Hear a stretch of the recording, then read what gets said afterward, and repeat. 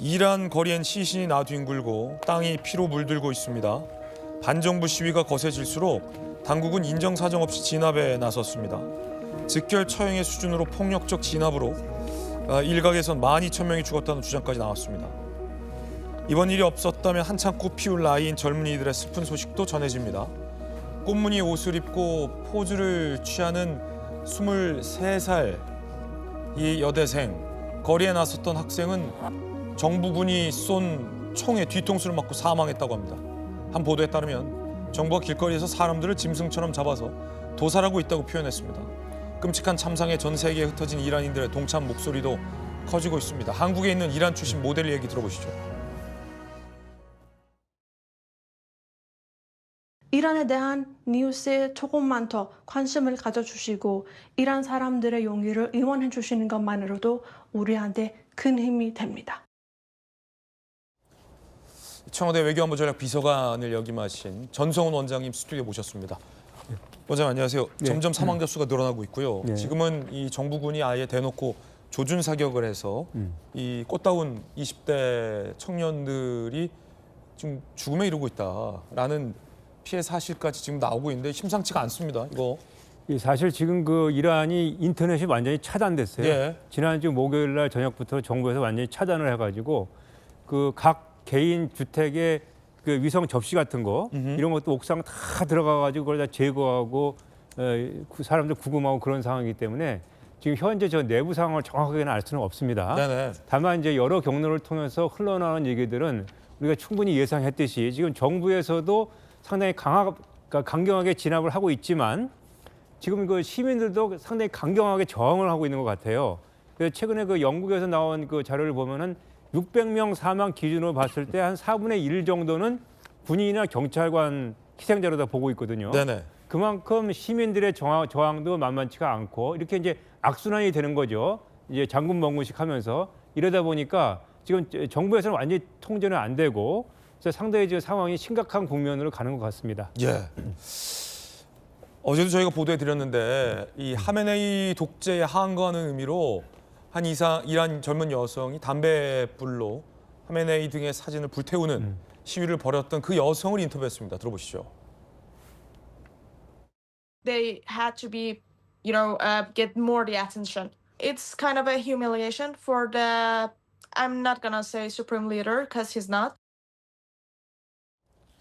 30년 넘는 시간 동안을 독재해왔던 하메네이 정권의 종식이 멀지 않은 건 아니냐. 지금 이란의 반정부 시위의 분위기를 보면 뭐 이런 얘기도 자연스럽게 나오고 있습니다. 자, 이렇게 그 이란 여성이 이제 담배로 하메네이의 사진을 불태우는 것, 엄연히 말하면 이 항의의 가장 강력한 항의의 어떤 시위의 모습이에요. 저는 이 독재 체제에 대한 가장 상징적이고 가장 핵심적인 저항입니다. 저항이죠. 그 아시다시피 북한 같은 경우에도 옛날에도 뭐 김일성이나 김정일 사진이 붙어 있는 그 노동신문 같은 거를 이렇게 뭐 꾸기거나 찢거나 하면은 구속이 되고 정치범 수용소로 끌려가잖아요. 그러니까 최고 존엄의 얼굴 자체가 그 정권, 그 국가이기 때문에 저 여성은 어떻게 보면 이란에서는 좀 사형죄에 해당하는 행위를 했어요. 그래서 만약에 정부가 다시 원상복귀된다면은 저 여성은 상당히 좀 위험한 상황에 처하게 될 것이다 이런 생각이 드네요. 예. 자, 미국의 군사 개입, 트럼프 대통령의 군사 개입 가능성 얘기도 나오고 있습니다. 미국 이렇게 얘기했습니다. 자국민에게 이란 떠나라. 이란에서 미국과 연관성 드러내는 것만으로 구금 가능성, 지금 즉시 이란 떠나라. 정부 지원 없는 출국 계획을 세워야 한다라는 얘기도 나왔고 지난번 핵시설을 타격했듯이 그리고 베네수엘라 마두로를 잡아갔듯이 미군의 어떤 직접적인 개입 가능성도 벌써 미국 언론에서는 많이 나오고 있습니다. 전성원 원장님 어떻게 보십니까? 사실 저 이란은 미국으로서는 상당히 큰 전략적 요충지를 79년대 잃어버렸던 거거든요. 그 이제 시민혁명, 그 종교혁명이 일어나면서 그래서 항상 중동의 목의 가시가 바로 이란이었는데 그렇군요. 저렇게 이란 정권이 이제 흔들리는 계기에 뭐 미국도 그렇고 이스라엘도 그렇고 영국, 프랑스 등 서방 모든 국가들이 이번 계기에 이란의 정권이 좀 바뀌어가지고 대의 명분도 생기지 않았습니까? 예, 자유민주주의 체제가 들어서는 게 좋겠다라는 차원에서는 전체적인 국제사회가 다 공감을 하고 있고 트럼프 대통령이 개인적으로 이제 뭐 여러 가지 군사 공격 가능성까지도 언급을 하고 이제 하고 있는 거는 그만큼 미국도 이란에 대한 그 전략적 이해관계가 있기 때문에 이번 기회를 놓칠 수는 없다는 생각을 하는 거죠.